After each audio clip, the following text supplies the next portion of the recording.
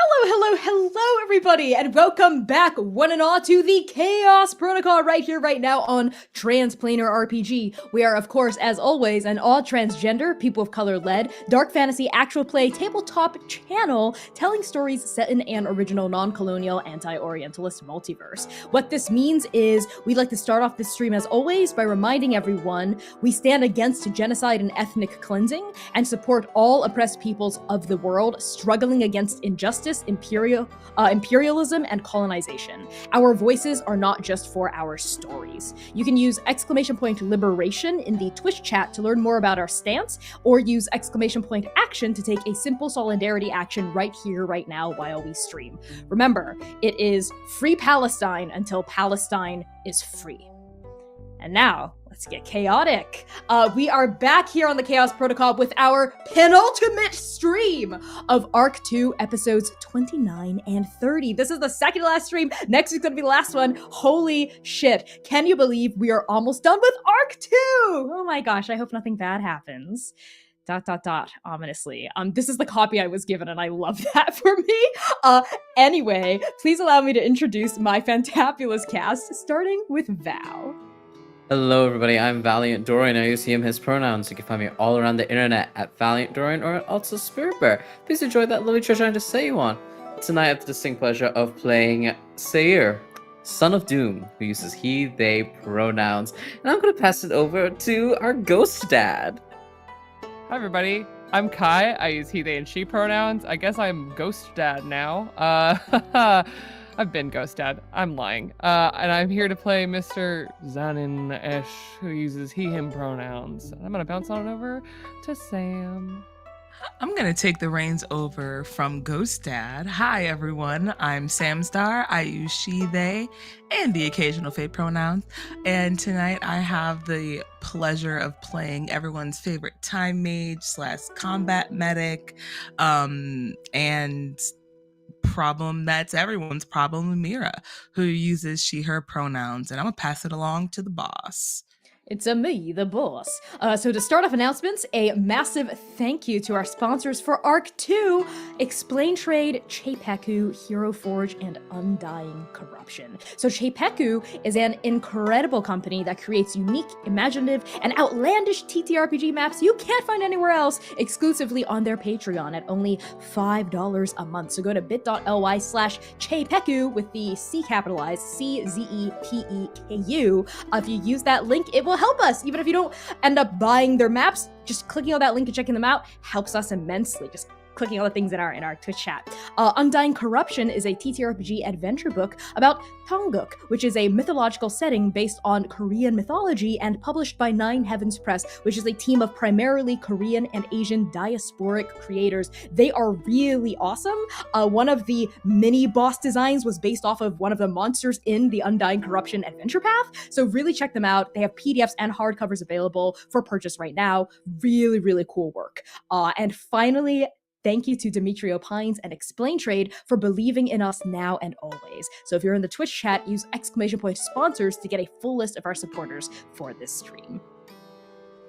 We'd also like to take a moment to thank our Patreon precepts. These are folks pledged to the highest tier on our Patreon. Thank you so much to Astrid, The Bow System, Cassidy, Charles, Clay, Cora Eckert, Firestar, Gordon Varn, Jordan, Lyle and Peanut, Mark J, Phil, Rose, Spencer, and Taylor for supporting the second arc of Chaos. Use Patreon and chat to learn more about our rewards and get access to some truly devious behind-the-scenes content. If you're enjoying the Chaos Protocol, please consider donating and leaving us a tip. All tips go towards us as performers and will also be used to support our incredible mod team. If you donate $15 or more, you'll be entered into a raffle to win a very special dice set from Dispelled Dice. And we'll be drawing the winner next week during our finale, so get those entries in now. Use !donate in chat and toss a coin to the Twilight Guard. Last time on the Chaos Protocol. Strike Team Nova is caught in the middle of a divine battle. Zynon takes a hammer to the face, cracking him open. Jesus Christ, Connie. Cracking him open like a dad-shaped geode. Fuck. but manages to hang on to life and pursue the Forge Master. Longdu duels her sister as Tair, Lumira, and Xiaoshang flee from the Hall of Peerless Destiny, seeking to stop the mist corruption. Nova reunites on the rooftops around the Plum Leaf courtyard and engage in a capture the flag style fight for the River Gourd. Xiaoshang finally grabs the River Gourd back and shatters it, freeing the mist forever. And that's what you missed last time. Use !recap in chat to read our full written recap document. Remember that, Sam. And also, I have to give credit for that horrible blow at Zidon to C, our dramaturg who wrote that recap. You know what? Violent. As soon as I said You know Connie, what? I was Yeah. like, this is actually C's doing, and This is fuck C's me. We're tag teaming to bring the most trauma to you. That's the Connie C promise. So the Chaos Protocol is a dark fantasy series that may contain content that is triggering for some viewers. So content warnings for this session may include fantasy violence, body horror, gore, blood, monsters and monstrosity, divine cannibalism, grief, manipulation, loss of bodily agency, romance, mentions of death of loved ones and the death of family, and a brief and veiled description of Igor in our opening sequence. So, use !CW in chat to get a look at our content warnings at any time if you are in the Twitch chat. And your safety is always paramount. So for any reason you need to step away, you are always allowed to. You can mute the stream and come back later at a later time. So the title of this episode is Remember Me Always, Don't Leave Me Behind. From Carved Inside an Empty Urn by Connie Chong. Let's begin.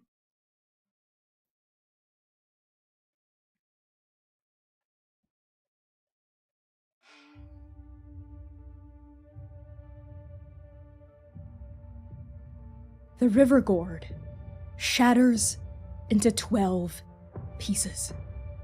6 of these pieces scatter across the city of heaven, planting themselves into the divine loam of celestial courtyards, the granite cliffs of oscillating peaks, the languid tides of the Black River. The remaining 6 sink into the mist, perforating the boundary between realms.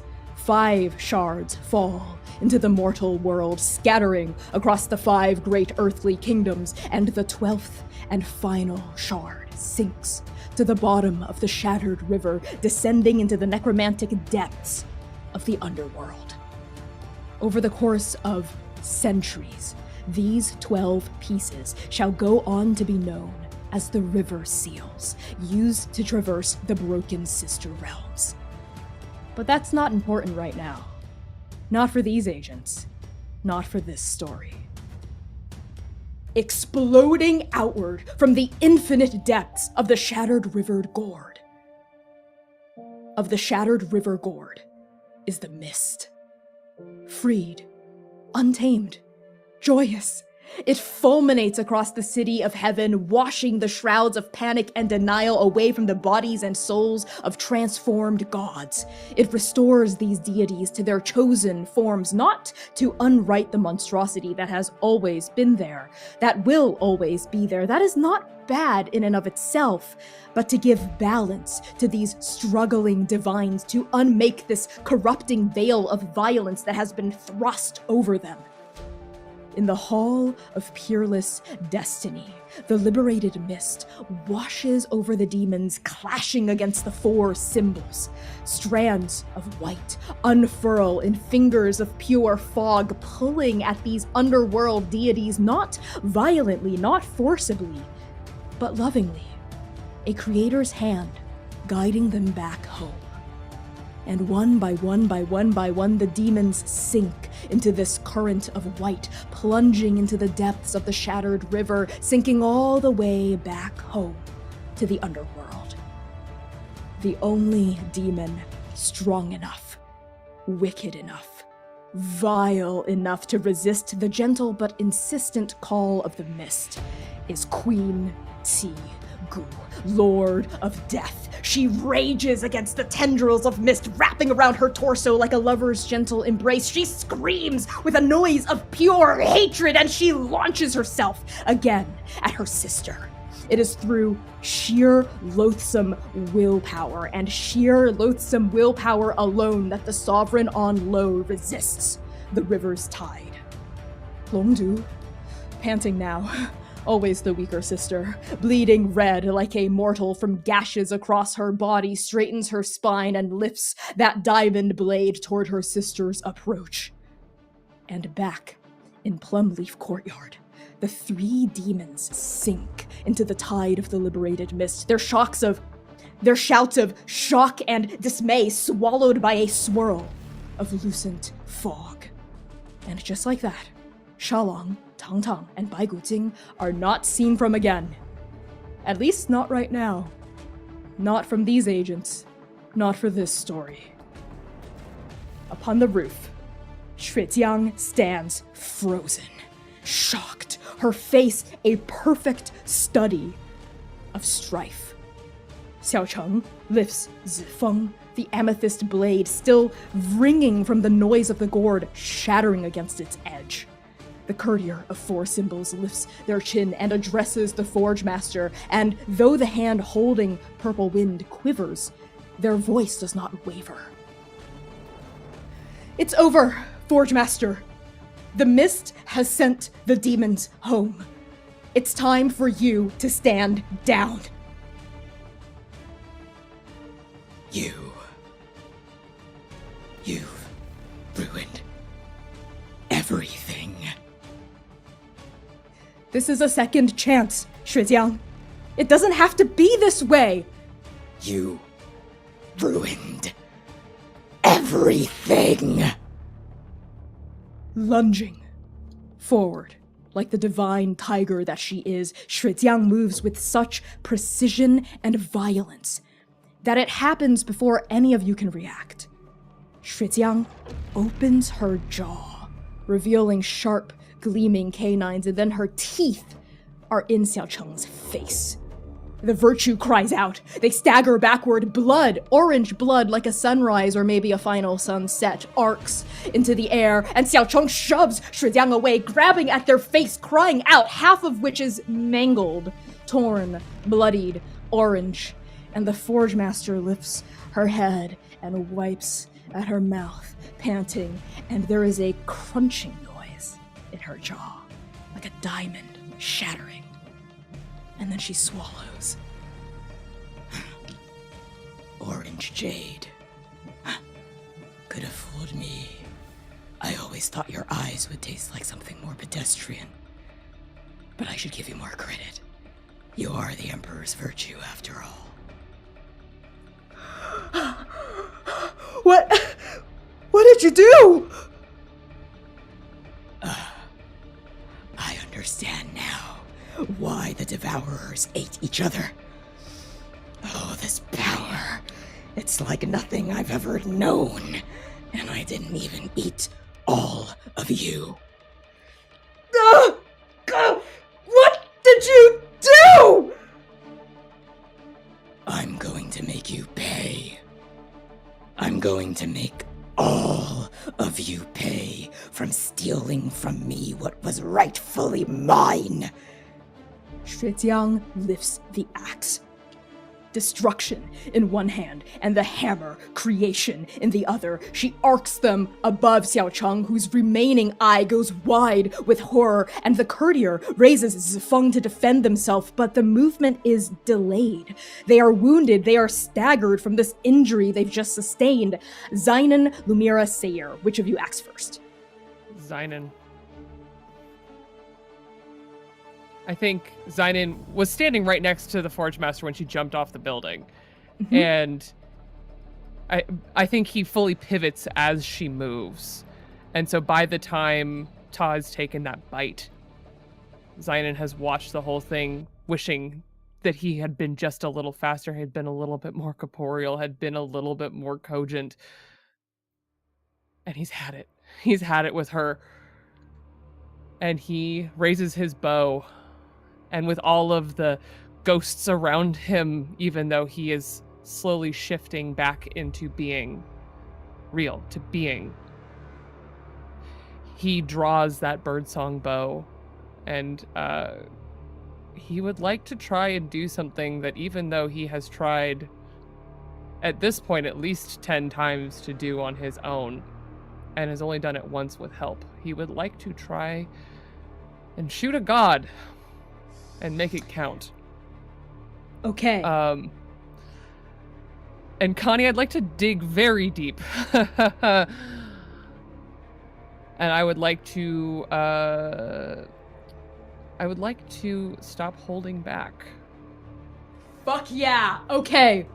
Yes, I love that. As you draw the birdsong bow, the ghosts you've summoned swirl around you, combining their essences with the liberated mist that flows through this entire courtyard, not as a veil of corruption, but as liberation. It's like a tailwind underneath your wings. And Zynon, as you stop holding back, I would also like you to recover 2 burned tags of your choice as the mist swirls around you, as well as recover 2 tiers of any status, also of your choice. You're very welcome. It's very needed. Now let's turn over to stop holding back. So describe what you hope to achieve. You've said so. Make a god bleed. And the GM will tell you the cost.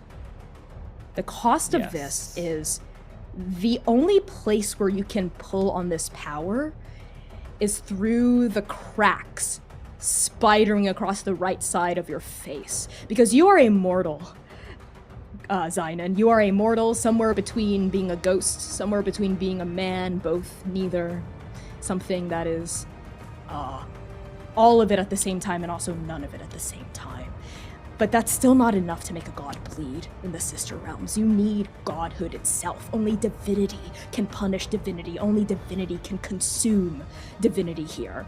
So you have to dig deep into that wound, and the deeper you go, the farther away you slip from man, and the closer you fall into being ghost. So that's the cost. Whew. Okay. I think All at right. this point, with that threat hanging in the air, he can't stop. He will dig as deep as he has to, because she Sounds will good. not hurt anyone else. Okay, so I need you to roll 2d6 plus the number of logos themes you have. I think that's 3. Or is it 2? Yeah. Okay, 3. Go It's for it. 3. Love an unbalanced build. Oh, Jesus. Well, it's been nice knowing you all. My dice have not gotten better. That's a 6. Okay. On a 6-, you completely lose control. Yes? I have a +2 forward that I would like. You do! Oh, Jesus. Good Oh, thank on you for God. remembering that. Everyone was like, the despair in the room was heavy. Okay, that is an 8, so that's a hit. You must also replace one theme with its inverse. So a mythos theme must become a logos, or a logos becomes a mythos. Okay, that's just something I'm gonna ping on your radar. Yep. Tell me what it looks like as you make this god bleed. I think as the ghosts draw around him, he's been having so much meaningful connection with them, and I think finally with them guarding him from destruction, from the Forge Master, from all of these moments, and guiding him and helping him move, and seeing Asia, helping him attack those demons, I think he finally feels like, or it is some false confidence brought on by the, I don't know, getting hit in the head by a very, very divine hammer. He feels the pull to draw them in, to draw all of the love, to draw all of the growth, and hold them close as he draws the birdsong bow, the manifestation of his calling. And he is going to channel all of that ghost energy, as much of it as he can pull on, through him and into the bow. And I think as he draws it, he doesn't even draw an arrow. I think as he draws the bow, his fingers manifest the arrow. It's like he's drawing a line in the air. And as he does, the bowstring lights in blue flame. The rest of it begins to swirl in this brilliant blue ghostly flame, and he himself alights with it as he shoots this bow. I love it. The flames on the string are blue. If I may, the arrow itself is white. Oh, it yes. lights up pure divine white. You recognize this light. It cracked you open. It's Shijiang's divinity. It is her power that is now flowing through the wounds she created through that crater against your face. And in a flurry of flame, spirit fire, and pure, focused, precise divinity. Where would you like this arrow to hit, Shijiang?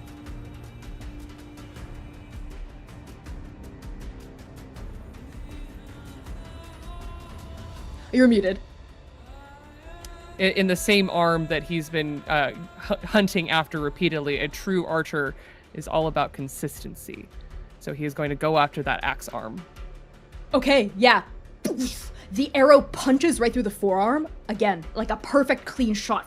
It doesn't even lodge, it just whistles right through. And we see a nickel-sized hole whisk open in that divine flesh, and bright white blood start welling against the skin and then pouring down in a river of just pure white. And Shijiang stumbles, loses her footing, staggers, and that gives Xiaocheng just enough time to bring Zifeng up, parry, and then twirl out of the way, still holding a hand against their half-mangled face. And the hammer comes down, the axe comes down, they both hit the tiles of that roof in the courtyard, and we see some ceramic chip and then scatter onto the ground. You. And Shijiang straightens all the way and turns toward you, Xinan. That power, it's mine. All of you are thieves. I think as the Forge Master turns around, she sees the end of the shot, the bowstring finally going taut, but it doesn't ever stop. And I think that the theme that I'm going to flip is the birdsong bow, and it shatters along the seams of all of the birds that are engraved across it, and the whole bow just explodes forward in divine light. And the archer is without a weapon.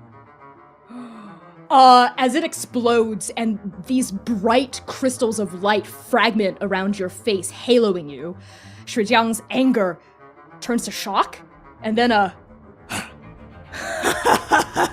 That's what you get for wielding divinity. Boy, without earning it, I had to earn mine through violence and fire. Let me show you what that means. Let me hammer its name to your bones until you are nothing left but dust. Lumira or Sayer, which of you would like to go next? I would like to go. Okay, Sayer. Sayer still has violence lodged into his ribs. That's And true. he was too slow, too exhausted when Xiaocheng was attacked. But as soon as he sees Shijiang pivot towards Xinan, ready to render her violence onto him, Sayer grabs the hilt of violence and the weapon it shakes in his hand, rattling against his will. Connie, I want to... Violence is currently corrupted. That's true, has been corrupted by Shijiang's bloodlust, by Shijiang's gospel. You feel it, that's the word. Her gospel is seizing against your fist as it closes around the hilt of that moon sickle, and it is powerful, Sayer. It was powerful enough to corrupt the mist from the inside out when everyone was trapped inside the river gourd. And the gospel is as follows. Everyone, in their most pure form, is nothing but a vessel of violence.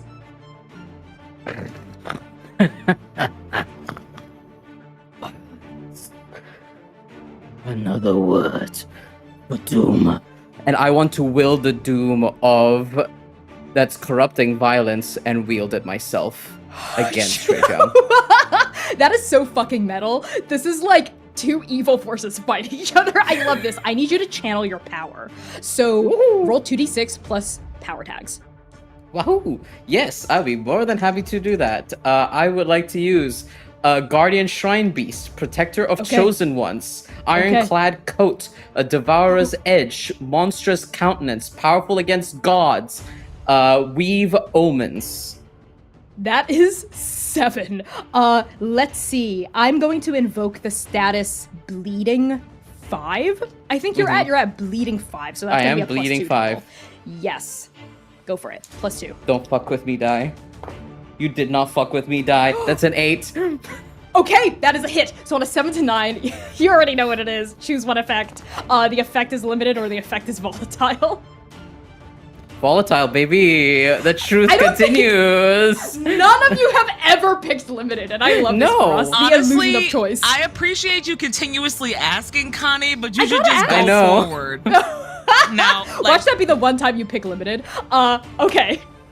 Sayer, you grab onto the hilt of violence and you pull it slowly out of your chest. You feel every centimeter, every inch of that blade slipping out from between your ribs until it fully comes out. And a bright well of crimson bubbles to the top of your fur and starts dribbling down that mane that covers your chest. But you hold it. You hold violence, and through the bloodied sheen of the edge of the blade, coated with your own life force, you see him. His eyes, which are your eyes. Good. Yes. Just like this. Feel the teeth of it. You are not a wielder. You are a weapon.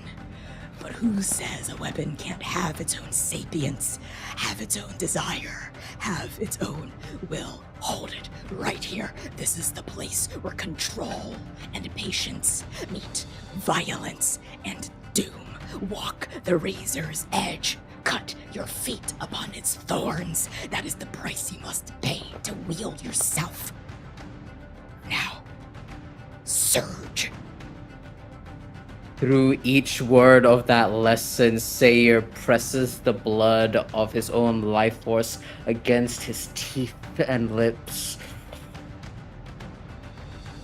And as the knife continues to shake with that corruption, there's a well inside of Sayer that remembers a tall figure with golden eyes, also coaching him from behind his right ear of how to strike his opponent. And Connie, I want to throw violence like a boomerang to cut Shuijiang across the face and come back to me. Okay, I think this is part of your channel, your power move. You do it. You fling the blade forward and it whisks through the air, slicing through the mist, like dispersing the fog where it leaves a trail of incandescent violence in its wake, and it slices across Shuijiang's cheek, and a stitch of white blood wells open from where it makes contact. Because ironically, just like she did with Zynon, she had imbued violence with her own divinity. And yet this blade has been turned against her, and it falls back into your hand perfectly. And she turns her furious gaze from Zynon to you. No. Is this your violence? Impossible. The violence. It's mine. No. You are nothing. Nothing but a drop of water in the river of rage that runs through me. And then you hear Doom's voice in your ear swirling alongside the mist. Watch, boy. Look into her eyes. You can see it. You can see us. The Doom. Her. Doom. Study her. Watch her. Walk that razor's edge. Patience and violence. Patience and violence. Watch her. Study her. And as that voice tangles with the mist that swirls around you, I would like you as well to recover 2 burn tags of your choice and reduce 2 tiers of any status as well. Yes. Reducing bleeding. I Excellent. am recovering Can't Be Surprised, and I will also recover Precise Counterattack. Love that. Really good things to recover. I think we're now going to push across the courtyard to find Lumira. Okay, before I say what Lumira is gonna do, I have a couple of questions. First, Absolutely. in proximity, where is Lumira to Xiaoshang Shijiang? on the battlefield? Yeah, so you're still in the courtyard, which is kind of on ground level. Xiaocheng and Shijiang are both on top of a roof, kind of directly in front of you. Okay. Where is Xinan in relation to me? Also on the roof. Also on the roof. So I will have to get to the roof. Or how far is Sayir from me? Sayir is with you in the courtyard. I'm actually on the roof now, but I am Oh close yeah, by. wait, actually you're right. You've leapt onto the roof. That's true. At the end of last episode you did. Okay, so Sayir, Zayn, and pretty much everyone's on the roof except for you. Okay. Yinghe's with you, if that helps. That's true. Yinghe is Yeah, with you. Yinghe. Yeah, in the courtyard. Yep. No, that doesn't help me at all. I need to get to the roof. I will make my way to the roof as fast as I can. So actually, I think Yinghe will help you. Lumira's greatest obstacle, vertical movement. So as you greatest healer and chronomancer of your time, defeated by a 5-step ladder. Next to you, Yinghe kind of pulls themselves up to like a straight stand. They were staggered from wielding violence and being corrupted by it. But now that that sickle is out of their hand, it falls limply to their side. They look at you and they track your eyes, gazing up at everyone else on top of the roof. And they say, Lumira, let me help. Here, just stay still. Do you trust them in this moment? I have to get to Sayir and to Xinan. Let me help you. Trust them. Okay. And then you feel a plate of shadow whisk open underneath you in a pure circle, and then you fall. You sink through the shadow, and then it's interesting. You sink, and then it's like you rise, like the whole world flips upside down, and then you rise out of Zainan's shadow behind him, cloaked in wisps of shade, and then they fall down around you. You're directly beside the archer, with Shijiang in front of you and Xiaocheng behind Shijiang.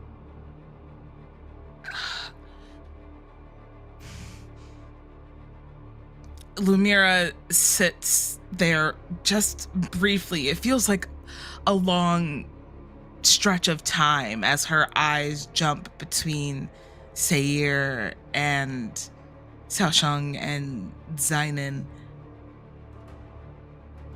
She knows her team. She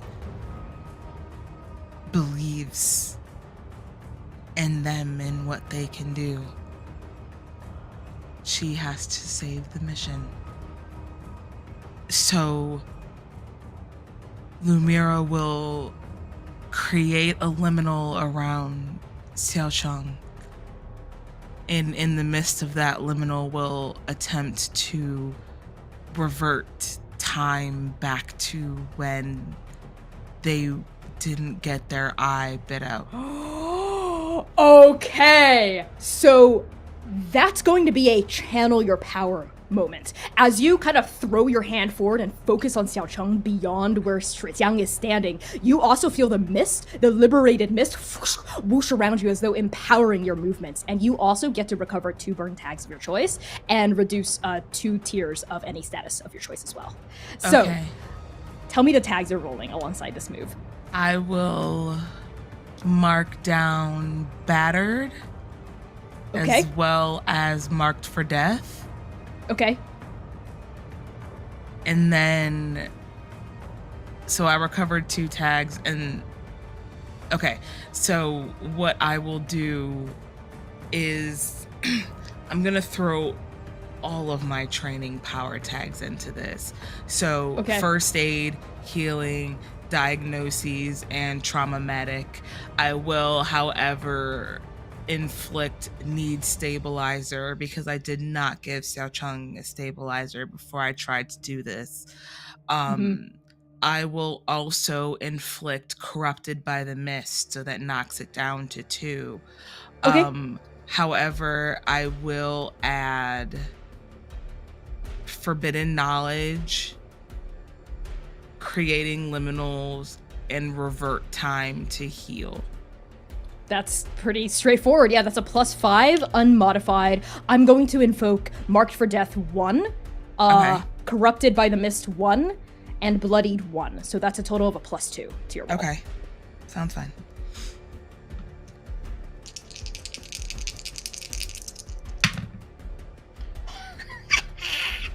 Okay. You said that was a +1, +2? +2. +2. Okay. That'll be a hot 13. I rolled it. Oh my god, okay. On a 10 plus, the effect is exactly as intended. A bubble of time opens up around Xiaocheng, and on its surface we see clock gears clicking against each other, clicking, and turning. And in it we see Xiaocheng kind of fly backward in time from where they were standing with a riposte pose, holding Zifeng, and then they kind of revert all the way back forward to where Shijiang was standing. And then we see Shijiang also get caught into the liminal because her actions affected what happened to Xiaocheng. We see her kind of like lift, revert the blow from her axe and her hammer back up to the arc and then lower it again, and then her mouth is against Xiaocheng's face, and then you feel it, Lumira, a sticking point. Something in there like a grain of sand, like a rod, and that perfect clock gear, that perfect timepiece that is your chronergy. And then you feel it. The cost. It's going to cost so much more than this if you want to undo an act of consumption that a god has torn from the body of another What do you need from god. me? And you feel it. The gold. Up your left hand, it starts to creep further and further up your elbow as you reach that sticking point and you try to work through it, right? With brute force. Do you force yourself through it? Or do you try to recall the Drifter's words despite their lack of instruction? I try to recall the Drifter's words despite their lack of instruction. Okay, you pause there, and Shijiang and Xiaocheng both freeze in, suspended in mid-time, but you can feel their divinity, pressing against the edges of the liminal. It's not going to hold much longer. But as you try to recall the Drifter's words, you hear it. A glitching noise behind your ear. Is it a memory of what the Drifter said the last time they were here, or is it... No, it's them. They're here. And though the Drifter glitches into existence behind you, it's like you're standing in the middle of a prism or in the middle of an inverted mirror. You can see a shimmery haze, an echo of them in front of you as well, as though they're in two places at once, into existence. What are you doing? You refuse to tell me anything.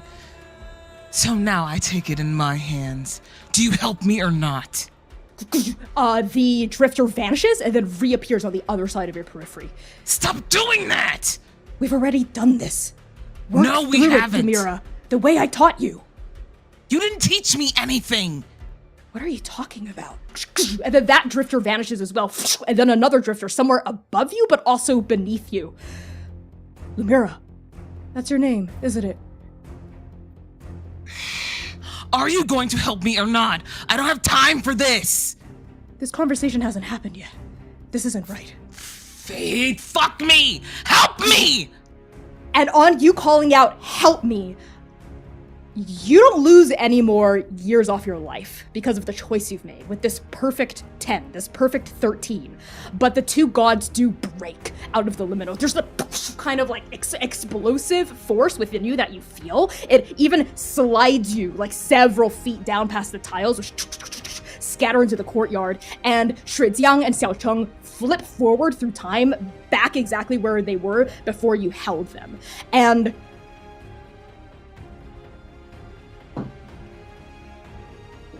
That's terrifying. That's so Actually, scary! I hated that. I hated Actually, that. Hated that a Because lot, this- actually. because this consequence, you feel it as the rubber No. band of time snaps, Lumira. The consequence you were trying to undo was not meant to be undone. A power greater than you has decreed it. But you tried. You tried and you did your absolute best, the best you could here with no instruction.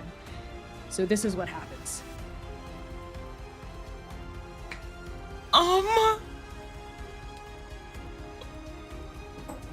Xiaocheng lifts their head. Their hand comes down from their face, and when they open their eyes, we see that one of them is orange, just like it always was. But the other one, at first you see a glitching red X inside the socket. It glitches in, glitches out, and then nothing at all. You had tried, and you had failed. Xuejiang, What did you? Time mage. and there is an edge of deep shock and just a little bit of trepidation in the way that Xuejiang calls your title. She turns and faces you and Zynon upon the roof. And now it's time for her to act.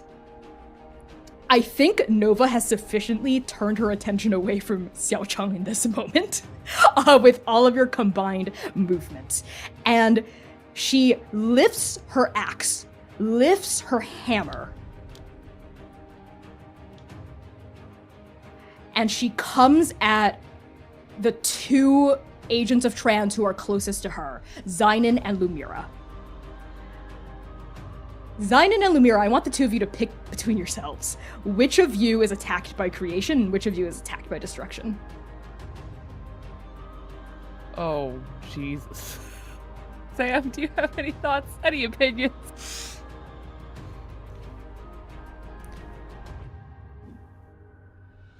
Zynon has been through enough destruction. Lumira will take destruction. Okay. Zynon will take creation. Okay. Then these two weapons smash down on top of the two of you. The axe down to Lumira and the hammer down to Zynon. So, Lumira, let's deal with you first, though I need both of you to answer the same question. The axe comes down. How do you try to dodge it or take it? I'll let Zynon go first. Zynon, for the love of God, resist it. I have a help point. I will help you. Okay. I think Zynon, who's now, I think, roiling with this, like, ghostly energy, he's disarmed. And not that he could actually do anything about it even before, because that's why he's gotten the crap beaten out of him today. But I think he is gonna try and like fully ghost through it again. It worked half a once, so hopefully it'll happen again. As the axe comes down, okay, you try to go ghost to resist it. And what about you, Lumira, before the hammer makes contact?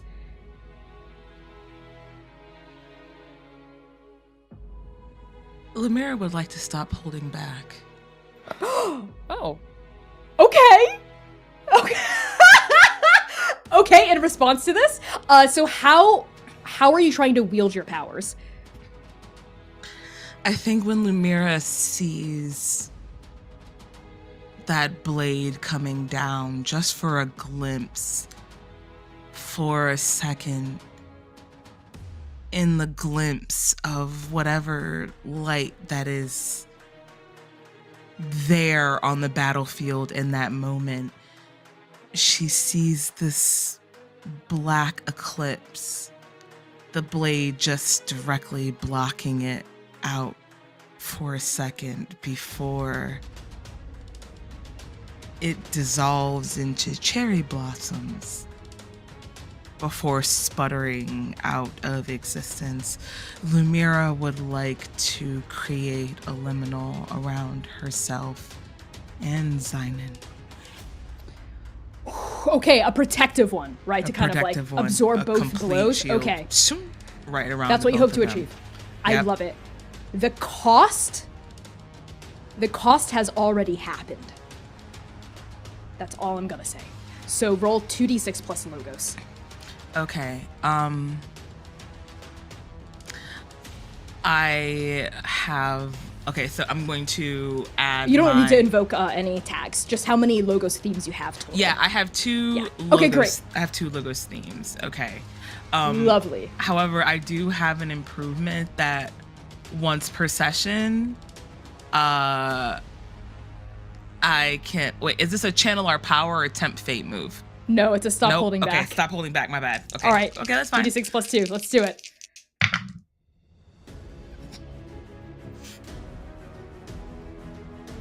Yes, I don't like Lumira. that laugh.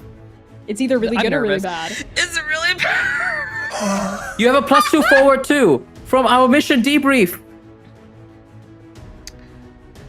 Oh, that's just barely gonna help. That's Take okay. it. Take it.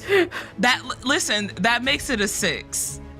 Oh, it With doesn't the help plus then. 2, you got With the boss plus doesn't cards? help. Okay, Plus the plus 2. the dice have spoken. The dice have Yeah, spoken. the dice has spoken. Okay. On a 6-, you completely lose control. When the dust settles, the GM will describe how the cost is even steeper than you imagined. Oh, this is sexy. The liminal springs into being. Just as Zynon starts to try to flicker out of existence, like the ghost form surges around you, and these ghostly bodies, these spirits also around you in an attempt to shield you, and then the liminal springs up. We see a massive wall of clock gears, and then BAM! The axe and the hammer slam against it, and the liminal shatters like glass.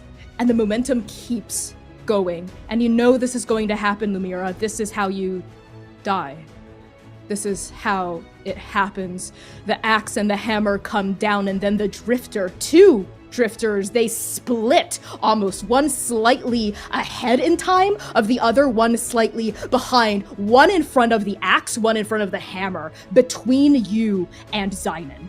And the drifter's body catches the weapons coming down and holds it there like a shadowy, glitching shield.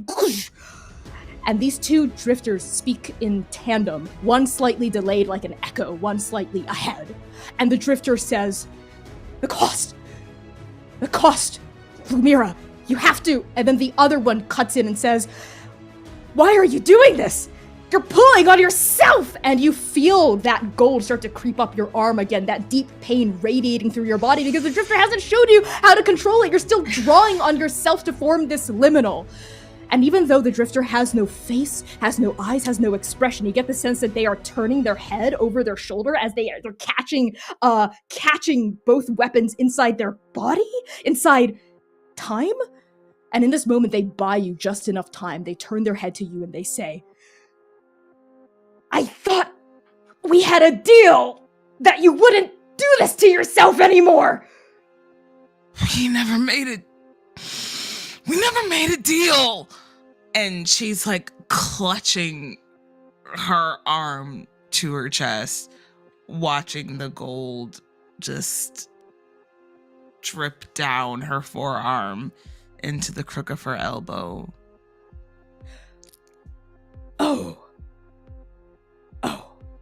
Oh, no, this hasn't happened yet. No, this has already happened. We've already done this. And it's happening right now. We need to make this promise now. Swear it, Lumira. Swear on the name of time herself that you will change everything. Swear, and I will show you how to wield this power without it killing you. And Lumira grunts in pain as the gold drips further down her elbow up to her forearm. Are you vaulting? Show me! I swear! When did you? Good. Stop tithing your life. Stop tithing your life, your time away like this. Quick! And the drifters, both of them spin, one slightly ahead of the other, one slightly behind. They turn in place, levitating, and they hold out an arm towards you. 2 arms, but then they meet in the middle. And now it's just one drifter holding their hand out towards you. Seal the oath. Now! Quickly! Lumira will reach out without even thinking, without second guess. With her left arm, that hand gilded in gold, embrace the forearm of the drifter. Show As me. that gilded hand clasps onto those shadowy fingers, poof, time resumes. and Zainan, and Seir, and Yinghe, and Shuijiang, and Xiaocheng, and Naim, everyone else in this courtyard, from your perspective, no time has passed at all between when Shuijiang lifted those weapons and brought it down. But for you, Lumira, as you seal the deal, as you hold the Drifter's hand and you look around, you see that all of your companions, even Shuijiang herself, have been frozen in time in this moment as you've been talking to the Drifter. And as soon as you make contact, time resumes. And we're going to cut to break there. So thank you all so much for tuning in so far to the penultimate episode of Arc 2 of the Chaos Protocol. I'm so sweaty. We'll be right back. See you in 10 minutes. Enjoy the fan art reel. Enjoy Spawny, sponsor Connie, as I talk about our incredible sponsors. See you in 10. Bijou, bijou.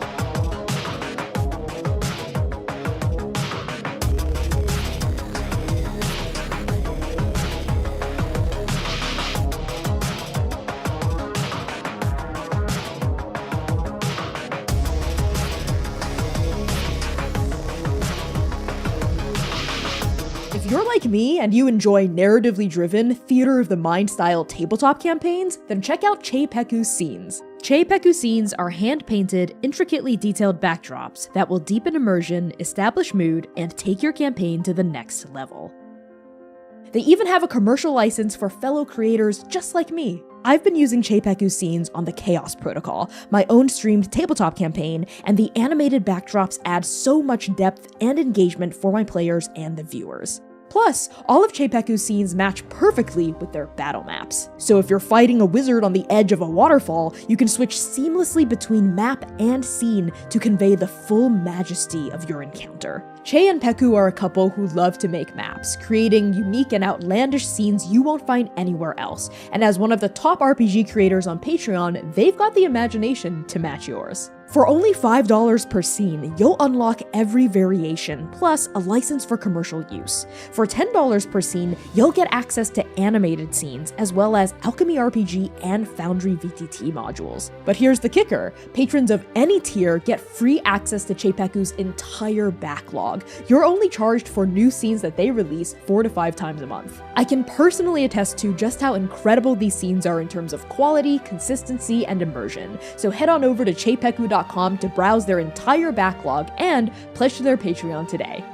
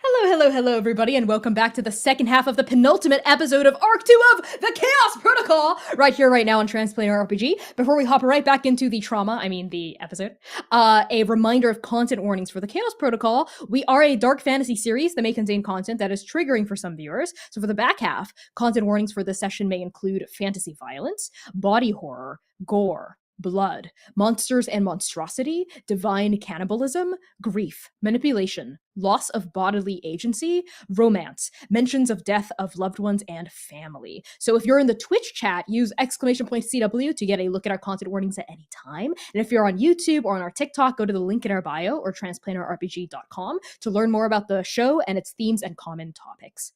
And with that out of the way, let's hop right back into the session.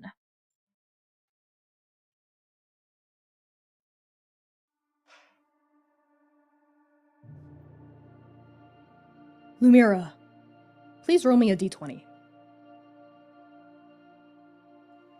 You could have told me before we came back to this, Connie, that I was going to need a d20, but that's totally fine.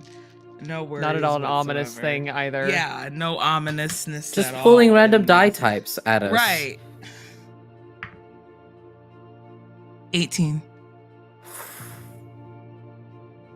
Understood. Thank you.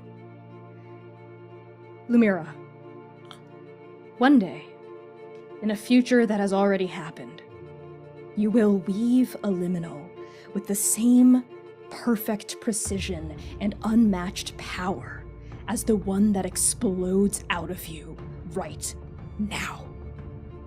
The Drifter's glitching hand holds your own and then passes through it, and when it makes contact with you, it is a spark of radiant shadow dancing over the surface of a Titan's brain. Your synapses ignite, your white eyes flare with light, and then you see it. Life. The life of every single living thing around you lit up like firecrackers during the spring festival. Xiao Cheng's life force is orange, so orange that it hurts, the color eclipsing the power of the sun itself. Shijiang's life force is white as snow, as white as the mist itself, as white as the pelt of a tiger stalking through a winter forest. Naeem's is gray, no, silver, like the ring of light around an eclipse. Yinghe's is black, pure shadow, darkness, void. Sayur's life force is blue, an incandescent, brilliant blue, like a cerulean flame etched through with threads of black. Zynon, what is the color of your soul? Verdant green. That's what you see, Lumira. When your eyes pass over Zynon, Esh, green. Green like spring, green like a world that has not yet known calamity. And you see your own soul too, Lumira. Gold. Pure. Dazzling. Royal. Gold.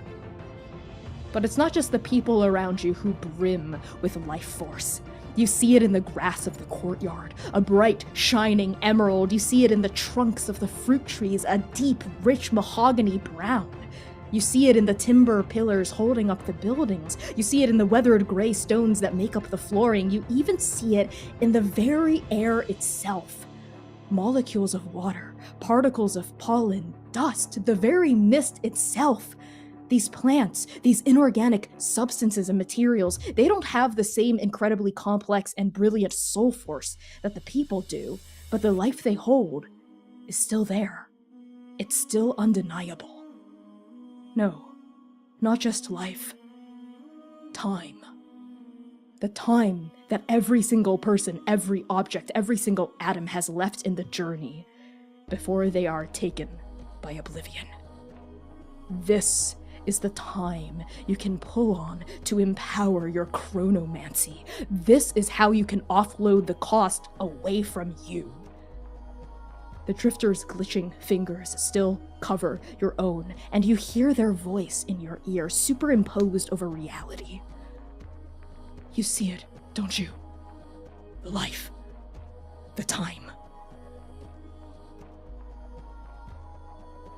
Lumira, I think, drops to one knee for a moment and runs her fingers across the grass, feeling that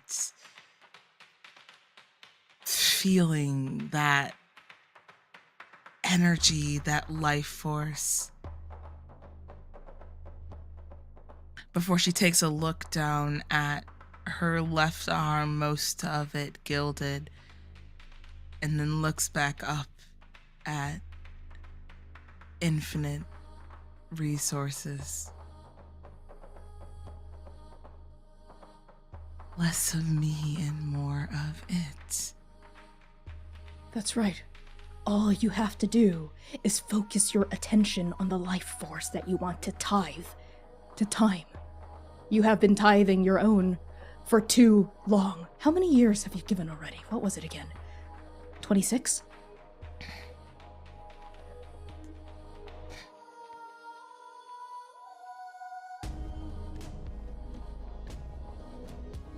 The more I've been here, the more I realize that this calling,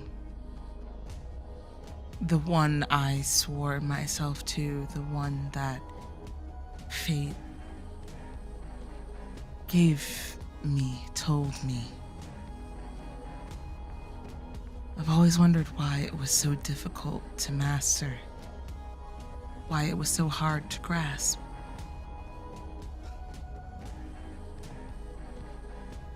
It's because it was never my true calling, was it?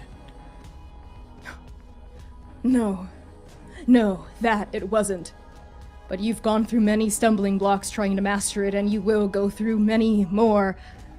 This stream, I can't sustain it. Just maybe the rest of what you've tithed hasn't happened yet. The Maybe book it's said already we're not happened. supposed to vault. Show me how you do it. There is a pause, a glitch. And then the Drifter says, the secret to that is the choice is yours. Stop! If you decide to No! inflict this on another living being, your soul forever, even if they are your enemy. Goodbye, Lumira. The price will rest. And the Drifter vanishes. And I think Lumira actually punches into the soil, just fucking furious. And as your fury resonates outward, in this moment, Lumira, you weave a perfect liminal. All the conditions are in your favor. The Drifter is here, or has been here, has guided your hand. The mist has been freed, its power has been flowing through you, a thunderbolt of clarity has just struck you, and perhaps one day in a future that has already happened, there will be a time, there will be many times when you struggle to do this again, to offload the cost with the same perfection that you do now. But that doesn't matter right now. Not to these agents, not to this story. Because in this moment, Lumira, your control is absolute. So where do you pull the cost for your liminal?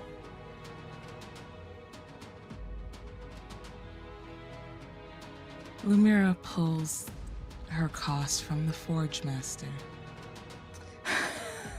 Okay. Okay. Done.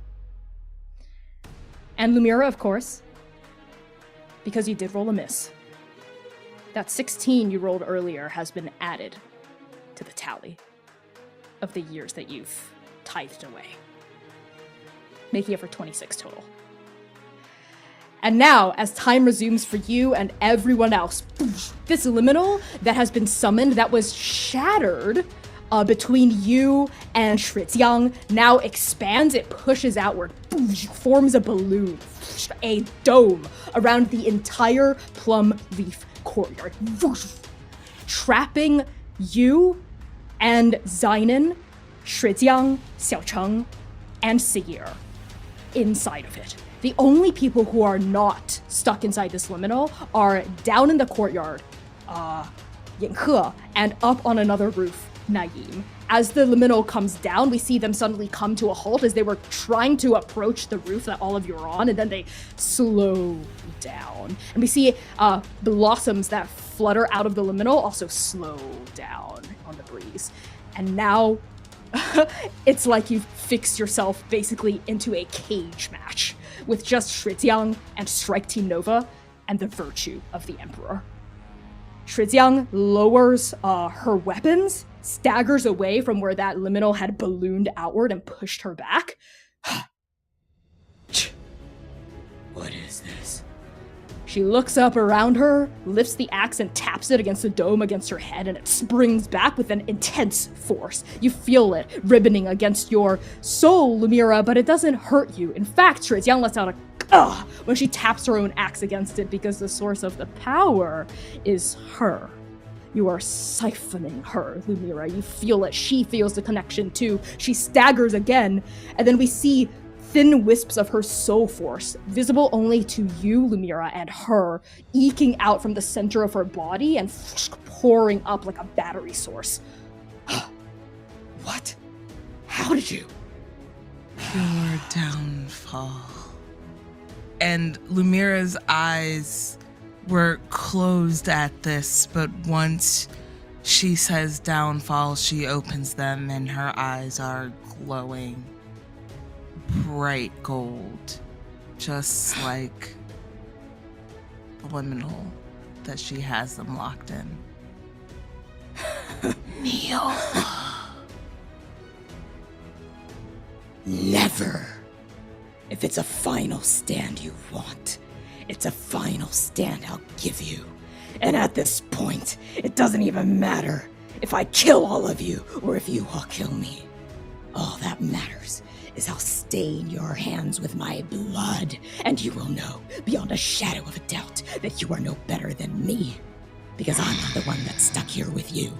You are the one stuck here with me. And she bangs the shafts of her weapons together, and they glow bright, a bright, bright, bright white, and they melt against each other to form a polearm, a long polearm that she holds with both hands. And the very top of the polearm turns into the massive head of a halberd, a perfect combination of an axe and a hammer, a heavy Z, and it comes down with the force of how heavy it is down onto her left hand, but she still holds it because she is the one who has made it. And now it's time to get back into the fight. We actually push across the tiles to find Sayir. The word downfall triggers this for you. As it comes out of Lumira's mouth, you heed Doom's words, your eyes fix on Shrijiang's eyes, and you see it.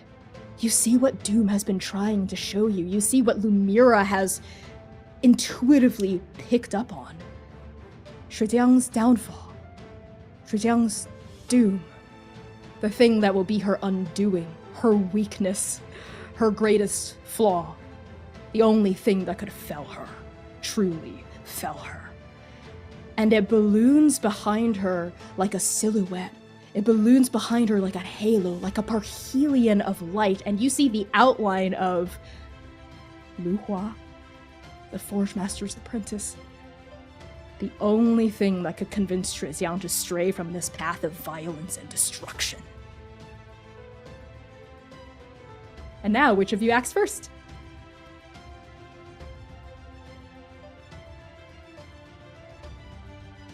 I guess I will.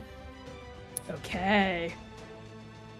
Sayir sees this, and there's a moment where he was about to fling violence at Huijiang, and patience actually anchors him backward as he sees the flash of doom inside of it. And he tries, and he sees this vision, this omen, this downfall. What is this? What am I seeing? You know what you're seeing, boy. You've felt it inside your heart this entire time. You've called it omen. You've called it prophecy. Now you know its name. Now you know our name. Doom. Maybe she's more wrong than right. Maybe there's hope for her. Maybe she can stop. this path, this monstrosity, this violence, maybe she can turn away, turned differently. Do you want them to be better? Or do you need Ta to be better? Does it matter? Of course it does. It is the difference between choice and fate. For she is right. And you know it deep within you, boy, she is right. But she is also wrong.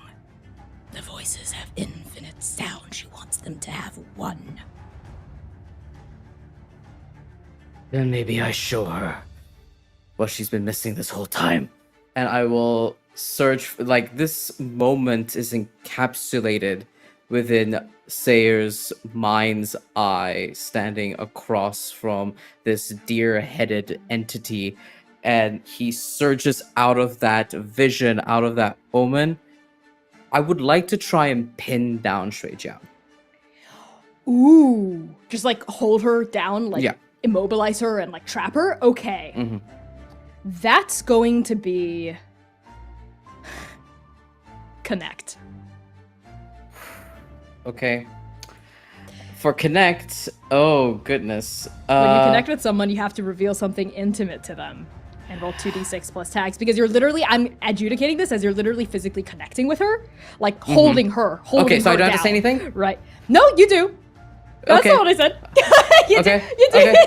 you do have to reveal something Okay. intimate. Right, but, yep. Okay. So, what is that intimate thing? Yeah. And you let me know if this is enough. Sayer leaps onto Shui Jiang and is trying to wrestle her to the ground. And instead of saying words, because Shui Jiang's not a person of words, they're a god of action. They know things. They are just like his teacher. And he leans forward, and there's just a look, a boyish look of a student trying to reach a deep aspect hidden behind Shui Jiang, a hidden maybe that Ta has denied themselves. And as he like leans downward, he just says, "This path that you are on, this destruction, is it worth it to lose everything? Is that all you are? It's not. She was born out of your hammer, your spark, your anvil. Right? Right? I'm gonna need you to roll 2d6 as you collide with her. Add as many tags as you want, and that fit the situation. Fantastic. I am, well, that's gone. I will use a precise counterattack, seeing omens, can't be surprised, weave omens, powerful against gods. The rest aren't great. Protector of the chosen ones, guardian shrine beast, and ironclad coat. Okay, that's 8 so far. I'm going to invoke weak to gods. To 7. I'm going to invoke bleeding 3 to knock that down to a 4. And I'm also going to invoke battered 2 to knock that down to a 2. So roll 2d6 plus 2. And I'll take my +2 forward for this. Oh, Jesus. I keep forgetting you have that. Okay, that's a +4 Yep. total. Okay. And thank Jesus I did that, because that was a 5 on the die. Okay, that bumps that up That's to a a 9. 9. Okay, so on a 7 to 9, they reveal something secret, intimate, or dangerous in return. Yeah, you clash against her. She holds the polearm up, staff side forward, and you slam against the heft of it. She doesn't move, but you aren't punched back either. It's like two unstoppable forces colliding in the center of this roof. And there's even like an impact shock from where the two of you meet, radiating outward.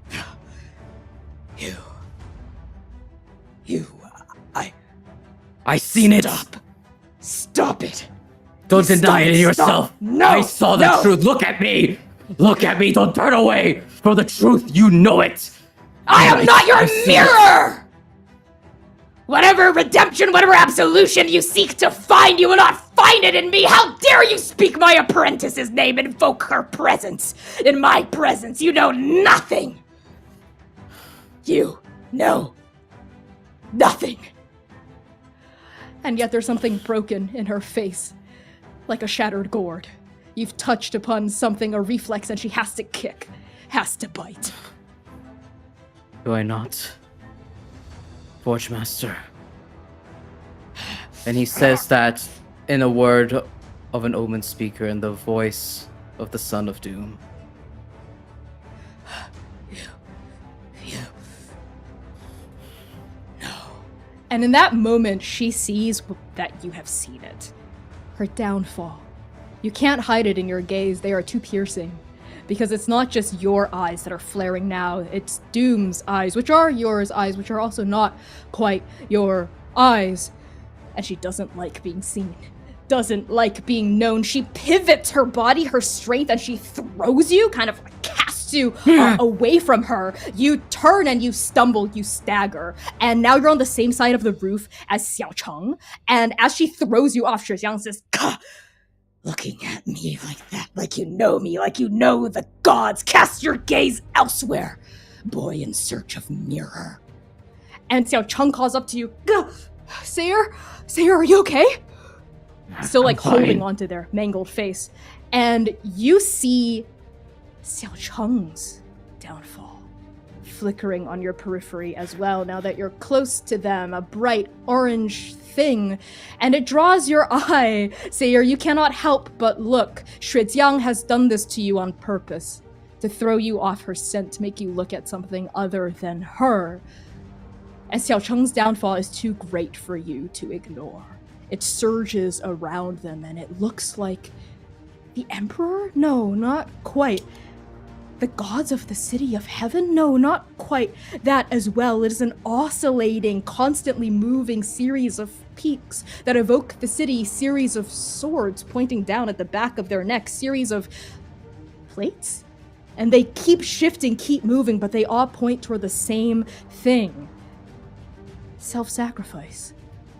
That they would give themselves up, piece by piece as they did courtier, or all at once, imposed in front of a deadly blow to save their loved ones. And you've seen that downfall before, Seer. And you see a flash of it, pink eyes, and a lance of something go through it. And Shizjiang charges forward toward Lumira and Zaiden on the other side of the roof. Which of the two of you acts first? I think it's finally Zynon. Okay. Zynon, who was braced for the impact with the axe and had fully put his hands like over his head, trying to just wince away from it as the liminals ballooned out around them. And as he pulled his hands away, there was a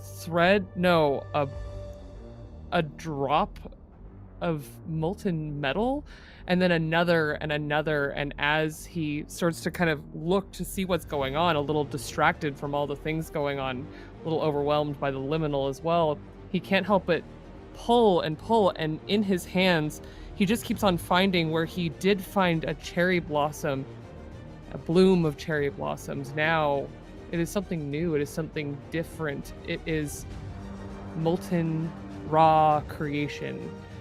And I would like to use my new mythos theme from destroying my beloved bow. Embers of creation. And Zynon pulls and pulls and pulls, and finally he gets it. Something burns bright like a spark behind his new lit eye. And he pulls, and this time it has more structure. And a almost waterfall of molten metal in his hand, he holds it out, and it begins to grow and shape a bow. Another hand pulls from where a quiver would be behind his ear, and he pulls an arrow, and as he does, molten metal just begins to drip. And Connie, not to hurt this time, to stop, to pinta against this liminal, to feed it her energy to make her stop moving. He would like to pin the Forge Master to the wall with a shot of molten creation. Oh, against like the walls of the liminal, right? Yeah. Okay. I think that's channel your power. So roll 2d6 plus tags. Okay, here we go. Sentinel against the ending. Yep. Love is what tethers us. Okay. A student of those before. Mm-hmm. The mentor. Mm-hmm. Unspoken eulogies. Mm-hmm. All the promises he never got to make to sing that he keeps on seeing in the words that she is not using. And molten smithing, an inspired shot. That's 7. So I'm going to invoke Broken 4, that bumps it down to a +3, and Bleeding 2, that bumps it down to a +1. Cool. Oh god, I need my dice to be better. Come on, Zaiden's dice. Except not really, I love it when you miss. Well, I make it because it's a 7. Total. It was a 6, so it goes up to a 7. Yup. So you know what you gotta choose between the effect being limited or volatile. Listen, Connie. Someday someone will choose limited for you, but it's not right now. Just stop asking at this point. Just stop asking at this point. We're Okay. always gonna say volatile.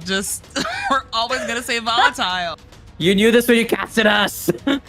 That's That true. part, Oh my god, that part. is true. Okay, Zynon, what does it look like?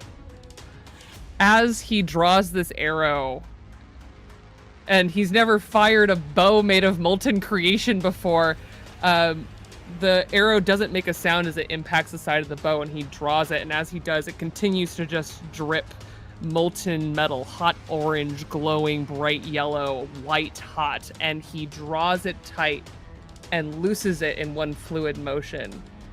And as it goes, usually an arrow does a slight spiral in the air. This one travels straight. No motion, nothing. But as it does, instead of impacting like a single shot, it branches out almost like there's a double mirrored image of it, but they all source back to the fletchings that are barely there. They're like smoke. And it turns into 3 barbs that would seek to pin,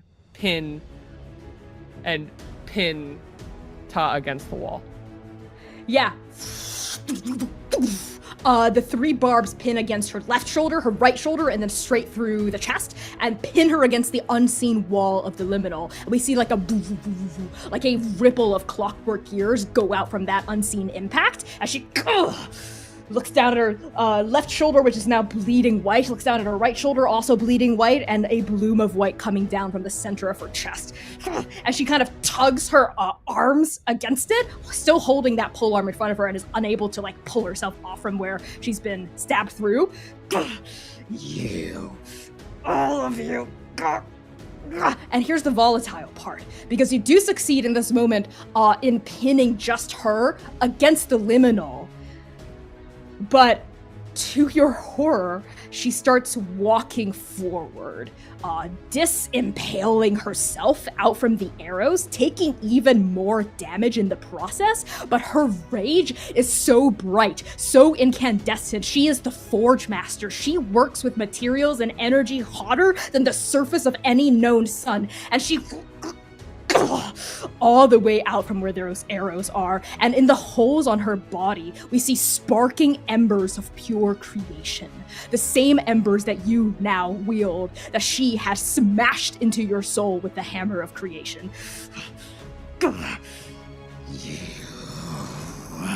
You can keep fighting all you want. I'm not here to kill you. Stop fucking lying to yourself! Can't you see? I'm trying to make all of you honest, and even to the bitter fucking end you refuse. Why? You never been mortal. There's only one truth for me. Quick We above the all table, know. she has been mortal in the past. Oh, that's true. Okay. Yeah, in case you just want to like take that light again. Yeah. With like a different, yeah. You're not mortal anymore. Maybe you've forgotten. There's only one truth. Everything else, that's just your perspective. And what is that truth? sharpshooter. We are all under the will of fate.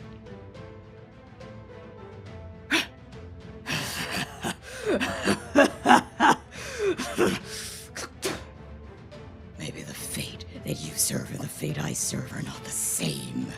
And she moves forward. All of her focus is on you. That's how I'm going to adjudicate this volatile. She's completely focused on you. She lifts her massive halberd of creation and destruction and brings it down on you. Faster and stronger and heavier than you've ever known. Zynon, I need you to take wounded 10. Excuse me? No. Hey. Above table, what the fuck? Yeah. Hey! What the fuck? So, Connie, I'm obviously going to resist this. Okay, you are? Okay, good. Damn, I and I think- got no help points. Fuck! I have one. I will use it. You know what? Your dice For have sake been of real mean. simplicity, let's say you can spend help points 1-to-1 to help reduce the tier by 1 if you describe Take it by- Thank you. Yeah, the way that Sayer helps is he sees that lance in the corner of his eye, piercing Xiaocheng, and perfectly in synchronicity, he sees Zynon, he sees this bulwark charging towards him. Not now, not again. I chose this to protect them.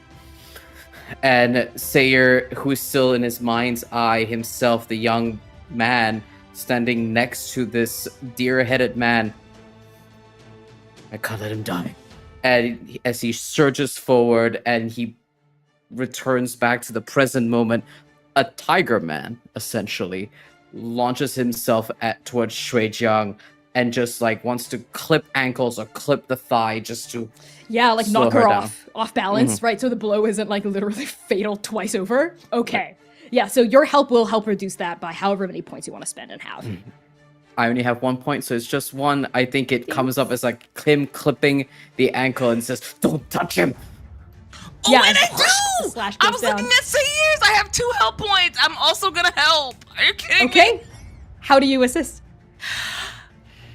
Lumira, I think when she sees the Forge Master getting ready to bring up this hammer or whatever to cleave into Zynon again, I think Lumira just digs deep down inside, and what happens is two little, they're not gears, but they're 2 little mechanical hands that reach out of the side of the liminal and grab hold of the axe that is happening yeah, to kind the of liminal itself? Yeah, the liminal Yeah, to kind okay. of hold them back into it. And I will spend my last 2 help points for Okay. Zynon to. So that will knock it down to a wounded 7. So yeah, these 2 clock-eared arms, limbs, tendrils come out and hold Shuijiang back, slowing her down, but it still comes down. The funny thing is, I already have wounded 2, so technically I had to take it down from a 12. That's okay. So Yep. I'm gonna just burn a bunch of tags. Okay. I'm going to burn my last 2 because I unburnt. I recovered one of them, but I'm going to burn my last 2 tags in my original mythos. Okay. Untethered Existence and Unspoken Eulogies, as Zynon tries to ghost through this one more time. That'll give you wounded but in 7 total. Yep. Yes, and then in the process of that also, I think he is going to, a part of him is going to crack away, and it isn't that it's gone, it's that it's being used for what it's for, his heart and his love of Sing, the mentor. I'm going okay. to lose that tag and Wounded 6. Sentinel against the ending, bringing Wounded it down 5. to wounded 5. Okay, that's enough for you to survive. But you technically can't take any actions Yep. related to being wounded, right? Which we're being kind of willy-nilly about for fun reasons. Does So, our okay. help not reduce that down even more? That is That with- is that it is with the reduced. help. Yeah, you see how This face- could have been worse. We took it from Yeah, a this could have been 12 a to a lot worse. 5. Yeah, Oh, you I all forgot combined. it was a 12, Connie. What Yeah. the fuck is your problem? My problem is that I'm gay and You're full right. of evil. So, Yeah. wounded 5. All right, that's the total Clearly! of your wounded now. Yeah. Correct. The halberd comes down. Where does it hit you? I think as it comes down, Zynon is going to like try and use some of this like new molten creation, and it creates just like a brief, like a smear of created reality for a moment of molten metal. But I think that actually ends up backfiring on him and clobbering against him. And so not only does he take the impact like fully on his shoulder, his left shoulder, but also it smears molten metal across him. Yeah, there's like a hissing noise, like fire burning against your skin, and like the sharp edge of this halberd coming down, your own blood spurting out, mixing with the lava. I think you are forced to take a knee from the impact of it against the tiles, which scatter even more onto the floor of the courtyard.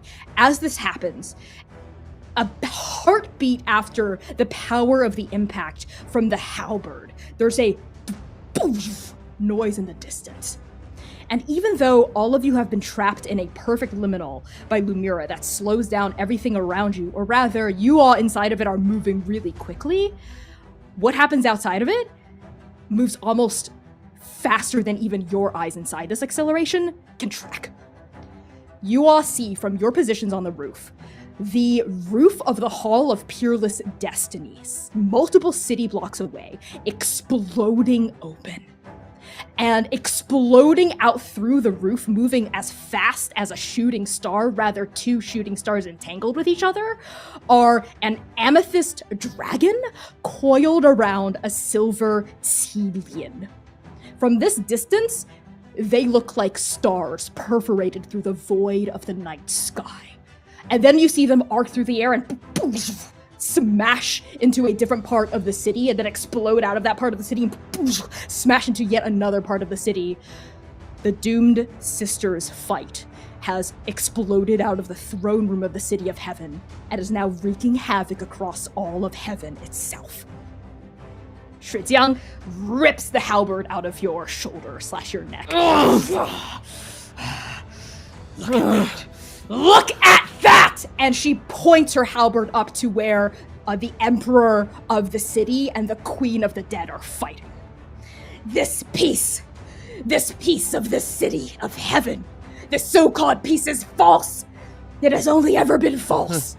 It is an unfinished sword that's been hanging over our heads, all of our heads, ever since the day the devourer of the devouring so-called ended it. Then one day, that final piece of that sword will slide into place, and that sword will drop, and everyone is just pretending to get along. You assume that it's inevitable that every sword needs to be finished, that every sword is made to come down. What if making it is the best part?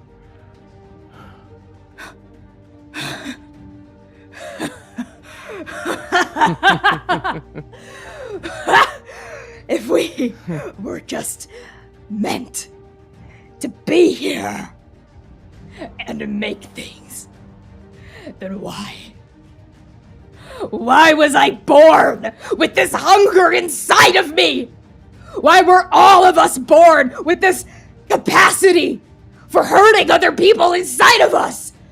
If all we were ever supposed to do was live in harmony, then why are we allowed to feel pain at all? What is the point? It makes all these painful but beautiful weapons. It gives them their beauty, doesn't it? You're the Forge Master. You have seen and made more beautiful weapons than my eyes will ever see.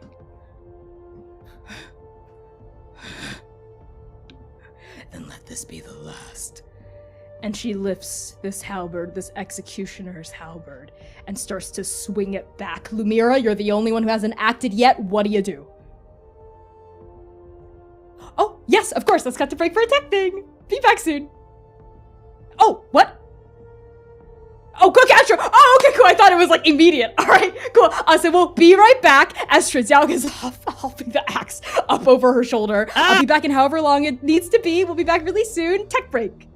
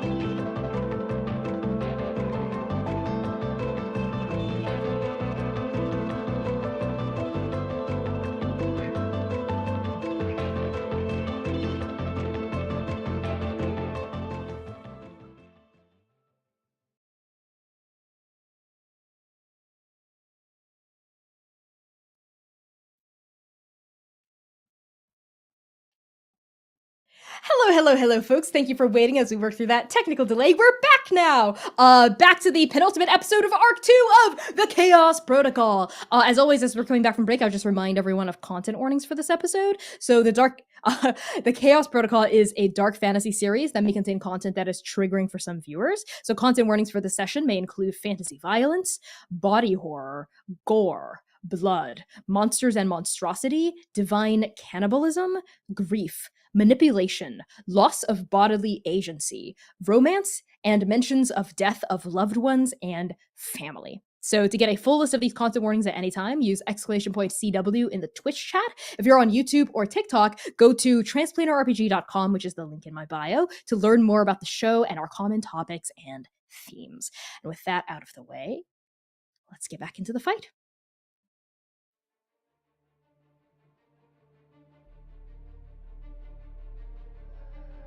Shrijiang arches the halberd up over her shoulder and braces it to swing it down one final fatal time upon Zainan Esh.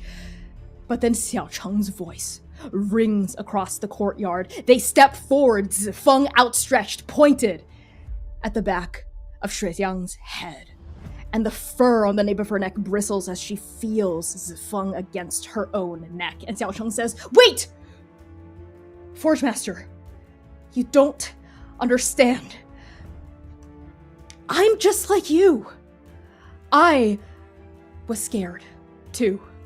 Because what you're saying, all I'm hearing is the truth underneath your words, is the fear of it.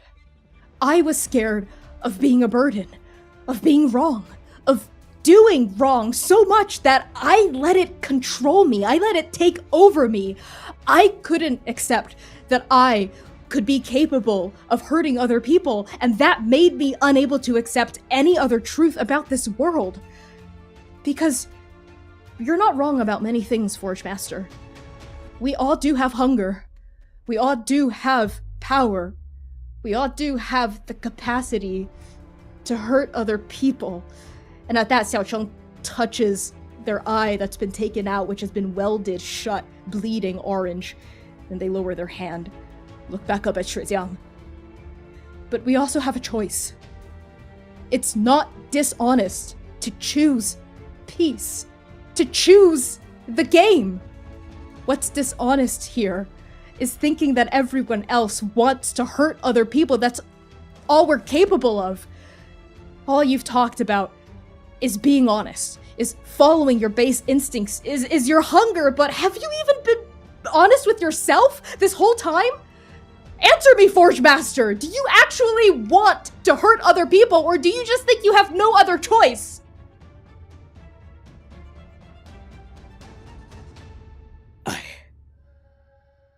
You. And in this moment, Shrijiang hesitates. And in this moment, all of you have a chance to step in, say something, anything. Who speaks first?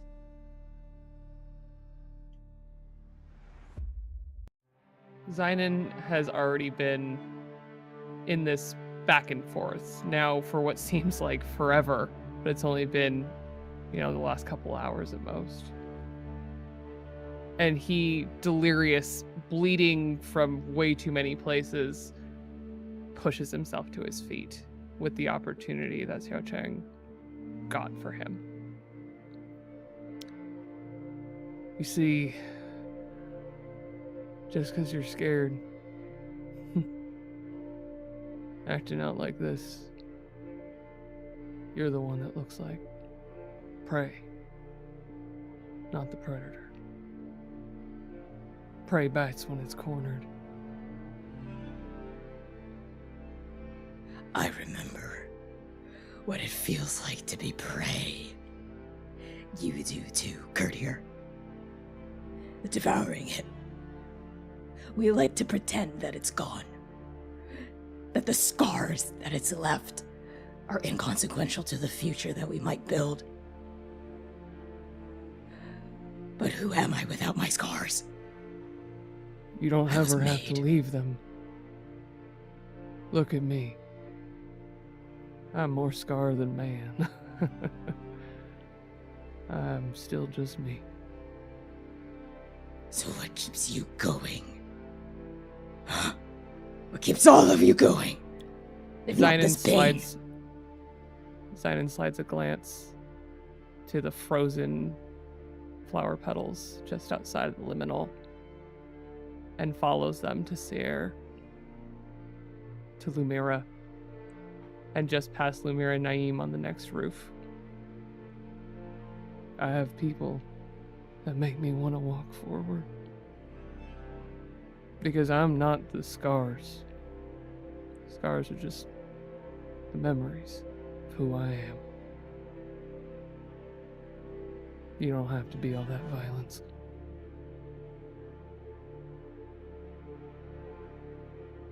Sayer, with his head hung low, he tried to tackle this god and his blade onto the ground, this tiger, this shrine beast. And as he lifts his face from the stone tiles beneath him, he just mutters to himself, "This crown is so heavy. This name is so heavy. I know your hunger," he says louder. I fought it my whole way in this world. But who will you consume, Forge Master? Where will you stop? Will you eat her too? Will you deny yourself that love that I know sits in there?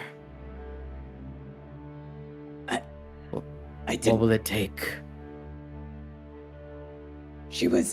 I didn't expect to make her. She just came out of me. Exploded from me, unbidden, untethered, whole. Herself, her own person, but bonded to me. So she must, if she is of me, then she must have that hunger within Tai as well. Have that thirst for violence, be defined by it. And that is your endgame? Produce something else that holds the same thing that torments you. That is what you want to reproduce? That is what you want to pass on to future generations? Not the urge to want, to hope, to strive for better. And Lumira twists her hands and cranks up the gear itself. I would love to tempt fate if I could. What perilous feat are you trying to accomplish? I want the Forge Master to hear me and not just listen to me, but to hear the words that I'm saying to resonate. I would like to use my new mythos that I got. It is called Time Sworn. Is my new mythos. The Oath with the Drifter. Yes. So roll plus the number of mythos themes you have. I think you have 2. Is that true? 3 now. No, you have 3. Okay. Yeah, because of that new mythos. Right. So that's a +3. What's it like to be so powerful? I know. All right. That'll be a 13. And I Oh my think God. with that 13, Lumira steps up and she twists her hand again to lock those gears even more on point. You wield unimaginable power. What you give to the gods, to the people that serve you, is enumerated. You don't get to look in the face of those that look up to you and spit at them in their open mouths as they beg you for knowledge, for safety, for strength. It is your duty as a deity, as someone who's... And she holds herself back just for a moment.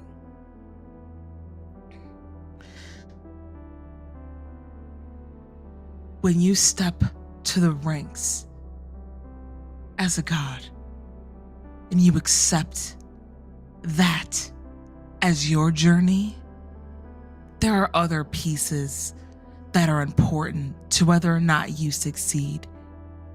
Other factions that are important to whether or not you are not only believed in, but your thought, your beliefs stay true and hold true throughout the test of time. You don't get to spit in the face of those that bow to your feet and ask you for help, while you butcher everything in those around you. Devour those that were just trying to help. And Zhang looks at Xiaocheng, the broken face, the mangled face of it. Looks out over at the city of heaven, with the silver Telian and the amethyst dragon trapped in a mortal struggle against each other. And her eyes are present. They are perfectly present, Lumira, because of that bond, that clockwork gear that you're using to fix Zhang in place, make her completely present, attentive. But you're a time mage. You know that to be truly present, you have to completely understand the past. Because that's the key to knowing what the future will look like. And Zhang says, I begged the gods for mercy. As a mortal, in the devouring, I begged them for help. To spare my family. To spare me. But all they could do was eat each other. All they could do was claw for power, so I knew that the only route I had toward choice was to become a god myself. So I built my diamond forge, and I climbed inside of it, and I refined my soul until it was nothing but diamond. Purified, hardened by the flames of trial. And I made weapons. I did not tithe anymore. I became the entity that was tithed to. And as the devouring raged on, I saw the suffering that my brethren wreaked across the cradle, wreaked across the realms before they were shattered, before the Emperor broke the world to save it. And I could not fathom why peace did not come sooner. For if we wanted it, if it was in our grasp all along, why could the gods not choose it? Why did the gods around me always have to choose violence and hunger? The gods Why? are fickle.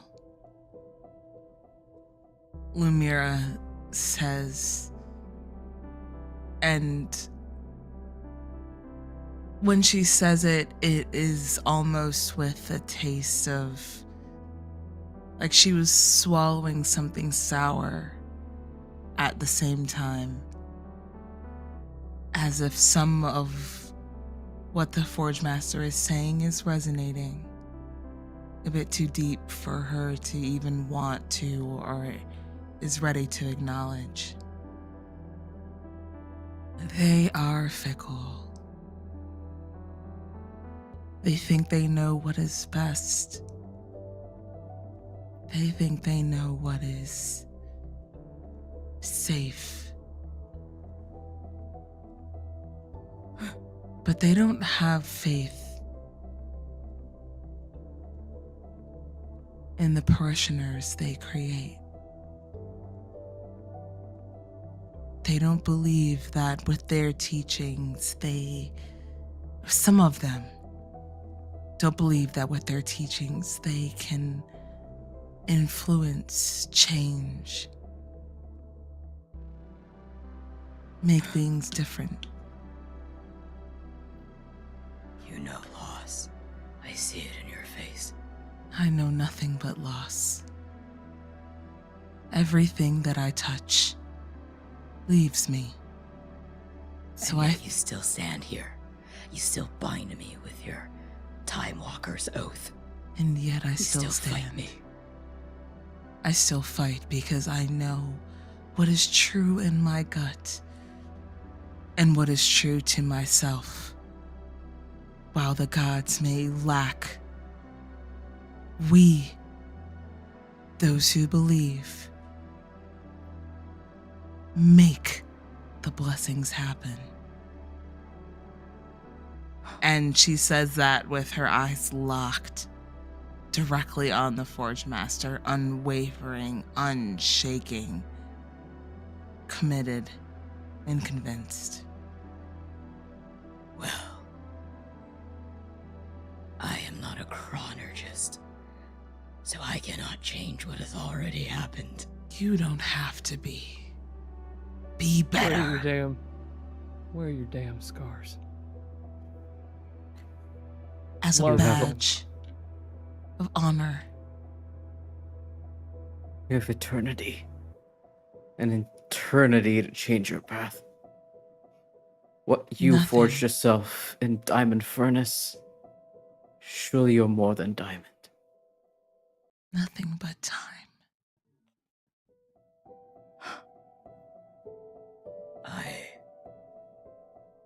I have lost my way. I thought that if I could show the world that violence is all we are, is all we're good for, then it would make everything I've suffered mean something. That my family, everyone I loved, Then who are love them. gone now. Look That at their me. deaths, that it would have meant something.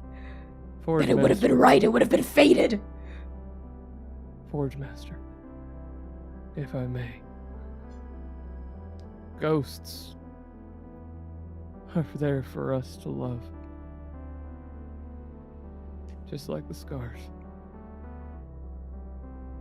Proof. Proof that you are loved. So be loved.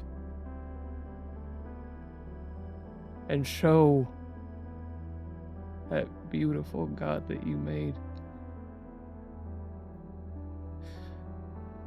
that things can be different than your choices. Than the world that you survived. That you survived. And Zynon looks at his shadow self, standing in front of him in the shape of a Forge Master, willing with two mismatched eyes that she believe as much as he believes that the only way forward is to believe again.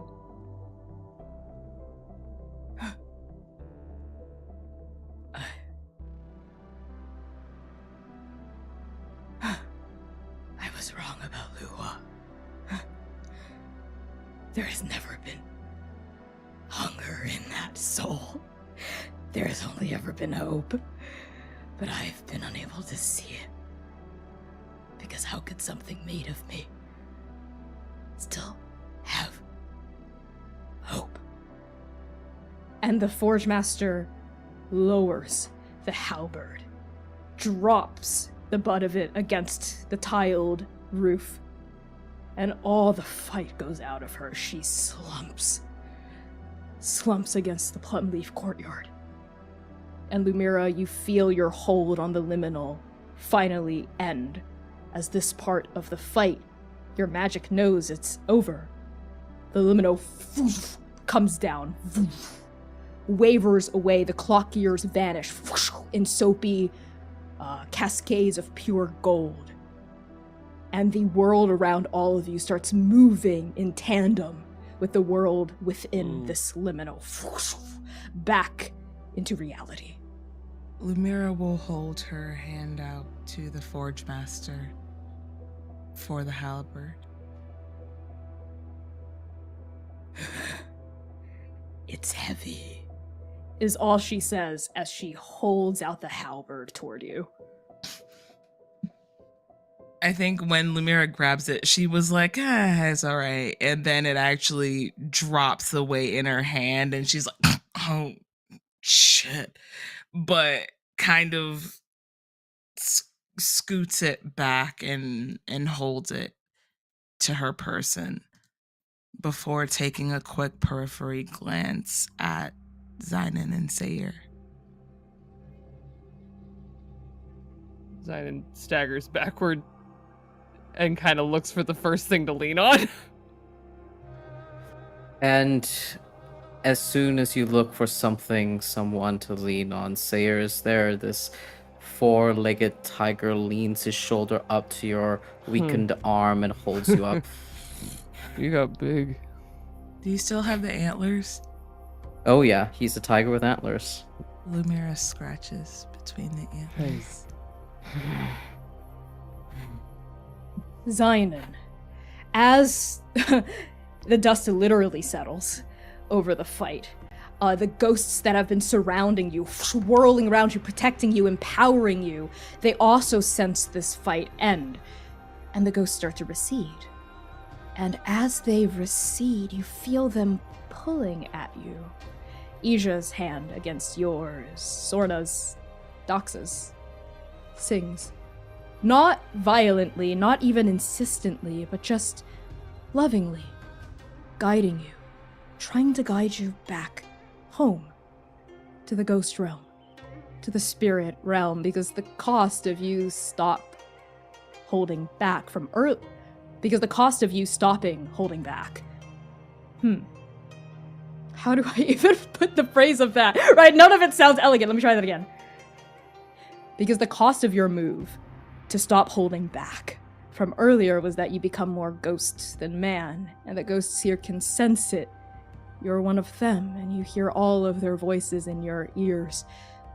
Come, Zynon. Come. Let's go home. Home. And Sayer, you feel the man leaning against your fur begin to recede. Zynon, this is the choice you must make. Do you follow the ghosts home? Or do you stay with Strike Team Nova?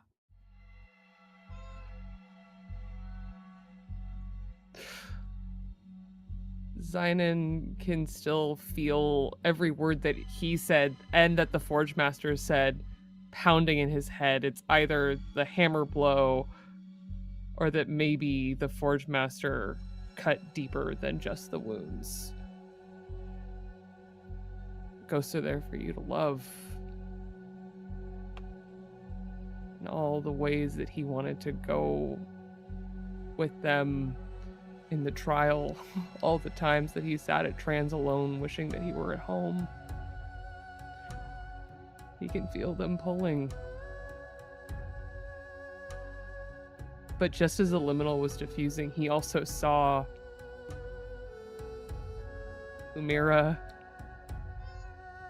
who still needs someone with her to make sure she doesn't turn into the terrifying god that Zynon saw for the first time. And Sayer, the twin that he ignored, that he knows he could do better with. He sees the face of the boy in the forge, telling him, pleading with him with his eyes to be better.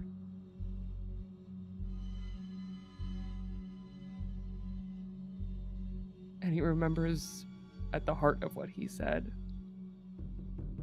that faith in what he's doing in his purpose is worth it.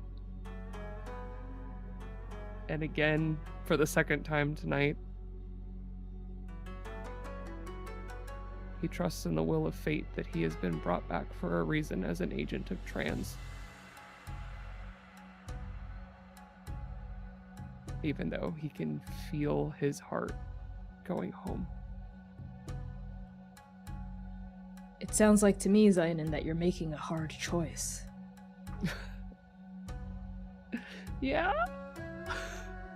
So that's a mechanic in City of Mist, which I'm paraphrasing this, but essentially for your mythos theme, which is what's tying you to your ghostly nature, when the answers to your theme's question are within reach, but you forego them, you mark fade.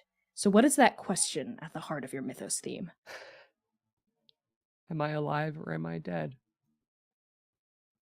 And in this choice you forego the answer, though going with the ghosts will solidly answer it. And I think because this choice is so big, I'm going to have you mark all 3 fade at once. Yeah. Okay. Sayer, you feel that presence which had started to fade against you, then becomes solid again against your fur. And the last of the ghostly spirits vanish from your ear. The last word you hear from any of them is home, and the mist takes them. And in his heart, he wishes that he could turn to dust again. But that was before. That isn't who he is anymore. You feel the fur beneath your fingers dissipate the entire time Sayer was looking to you. With bright blue eyes, the eyes of a tiger recede that to a boy who still needs your guidance. And he stands up to his full height of a young man and takes his shoulder beneath yours to hold you up. And you feel more real to him, and his heart is relieved.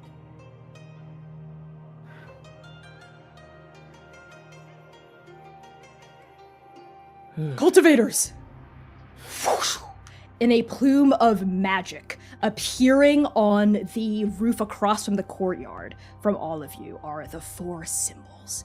It was Zhiling who had cried out, exploding into existence in a flurry of pure flame. And as soon as Lu Hua appears in a pillar of incandescent white magic, they lift their eyes up and they see their mentor. They see the Forge Master. Zhiling starts forward with rage and fury and violence in her step, but Lu Hua throws out a hand, looks at Zhiling with a confident, insistent expression, and then jumps across the courtyard in a single bound and lands next to Shijiang. And without any other words, without any other preamble, with only an expression of betrayal and shock and fury, but also sorrow on Lu Hua's face, the apprentice runs forward toward her mentor. And for a second, we don't know if Lu Hua is going to attack Shijiang or talk to her. But in that moment, right before they meet, Lu Hua opens up Tada arms and embraces the Forge Master in a crushing hug.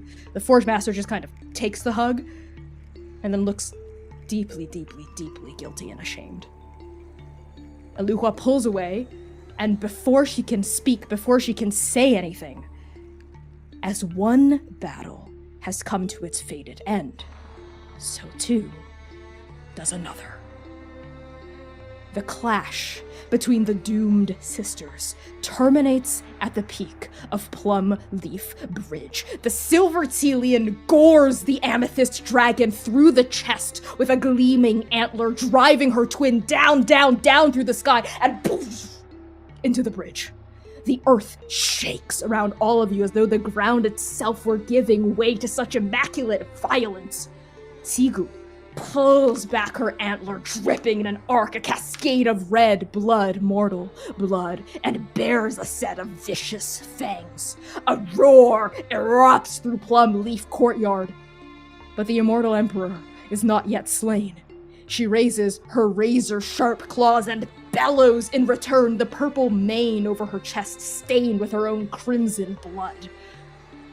But just as Tigu rears back to deal the final blow, the finishing blow, the mist thickens around her, and she can no longer fend off its call. For the Lord of Death has been fighting not just her sister this entire time, but the current of the Shattered River itself. As the arms of the mist wrap themselves around Tigu's silvery form, the Telian aspect peels away like moonlit petals on the wind, and her face, her demonic, once mortal, now howling face peers through. No, no, no! Long Xie Feng! I will raise a litany of hatred against you so wicked and vile that the Shattered River itself shall weep blood the day oblivion takes you! And then the river thickens. There is a swell of magic, and Tigu is gone. Longdu rises against the crumbled stones of the bridge, and as she does, she's no longer a dragon, but a god, a woman, an emperor. Her robes stained red, with her own strangely mortal blood, but alive. Alive. Longdu turns her head to the side, sees your group, sees her symbols, her virtue, the Forge Master, and something sets in Ta the expression. Ta approaches Plum Leaf Courtyard walking on air, and there is a noise like gemstones whispering against steel. And as the Emperor comes to a halt on the roof tiles in front of Shrijiang as Lu Hua breaks away from her, we see that Longdu has unsheathed the corrupted diamond blade, which she has now tamed. For just like Seir, the Emperor has accepted her doom. She accepted it 4,000 years ago when she sank a sacred sword into her sister's chest. And Longdu looks down at Shrijiang, who bows her head, whose divine white blood still flows from the wounds across her body, those puncture marks from Zion and those scratches and gashes from Seir. And the Grand Adjudicator says, "Do you hear it, Shrijiang?"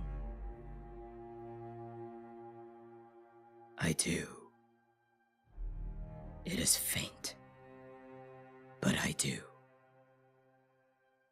The call of the river. The call of oblivion. Do you heed it, Shrijiang? And Shrijiang does not respond. Longdu regards them with a long, hard look. None of you have ever seen her so thunderous, so sorrowful.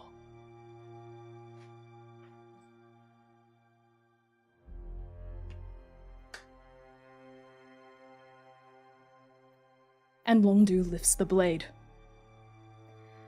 To her credit, Shrijiang doesn't flinch, because violence is all she's ever known, violence is all she's ever given herself permission to know. And Longdu says, "This blade you awakened, whispered its name to me when it sank its teeth into my mind and severed my soul from my body. Malice. That is what it called itself.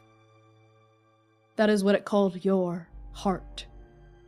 Malice was forged in its own name, and now you will forge it again." And in a single thrust, Longdu sinks Malice from point to hilt into the Forge Master's heart. Not to kill her, but to change her. And as Malice comes through the other side, Shrijiang's godly blood coats the diamond edge, and as Longdu pulls the sacred blade out, the blood's color is different. It's crimson. And the wound on Shrijiang's chest seals, but the other wounds on her body remain not bleeding white, but red. And Longdu says, "Malice, you are no longer. Now, your name is Absolution. As for you, Gang Shuijiang, former Forge Master of the City of Heaven, I spare you, and I bind you with an unbreakable curse. Thou shalt be mortal once more, and forevermore. And we're going to end the session there. So thank you all so much for tuning in to the penultimate episode of Arc 2 of the Chaos Protocol. I have been your game master and creative director, Connie Chong. My pronouns are they, he, and she. You can find me across the internet at by Connie Chong. That's BYCONNIECHANG. I'm going to pass it over to Val. Hi everyone, I'm Valiant. This absolutely hurts Dorian. I use him, his pronouns. You can find me all around the internet at Valiant Dorian or at also Spirit Bear. Please enjoy that lovely treasure I just set you on. And tonight, I have the distinct pleasure of playing Sayer, the Son of Doom, who uses he, they pronouns. And I'm going to pass it on over to Pop Pop. Hi, everybody. I'm Kai. I use he, they, she pronouns. You can find me all over the internet as Estella of Mladris, or here, probably next week, crying as well. Gosh, wow. Yeah, and I'm gonna just, Sam, I don't know how to use words anymore. Oh my god. Okay, okay, be normal. All right. Hey, I'm Sam Star, using she, they, and the occasional fae pronouns. I've been here playing Lumira, and Connie, what the fuck is your problem? Passing on over to the boss. It's a me, the boss. If you want to find out what the fuck my problem is, you should subscribe to our Patreon. At patreon.com/transplanerrpg. Maybe I'll put out a blog post that says what the fuck my problem is. That's the best way to support us. You can even join us as a free member if you have no money. Yeah. But we'll see about that. So thank you all so much for tuning in. This was amazing. We will be here again for the final episode of Arc 2 next week, Saturday, May 18th at 8 p.m. US Eastern Time, right here on Twitch and YouTube at Transplaner RPG and on TikTok at by Connie Chong. Then we're going to be taking a hiatus of quite some time to kind of like get our thoughts together, take a break before Arc 3. Not a super long time, but a little bit of time, like a couple weeks at most. But in the meantime, that's a great time to catch up, binge Arc 2 if you've kind of been behind and whatnot. Tell your friends, tell your parakeet, tell your cat, your dog, close whatever. To our 1 year of the Chaos Protocol. Oh my It will be, yeah. goodness. Yeah, it's coming up on our 1 year of Chaos. Wow, that's amazing to think about. So tell all your friends about Chaos. This is the perfect time for them to catch up and to binge the series and join the Transplaner hype train, become a Transplaner themselves. And yeah, see you in the Discord. We're going to be raiding someone really awesome right now, no doubt. So send them love in chat. Use the raid message in chat if you're on Twitch. If you're not, hop over to the Twitch, twitch.tv/transplanerrpg to join that raid chat. And yeah, see you in the Discord. See you in Patreon, hopefully. Best way to support us. And Bijo.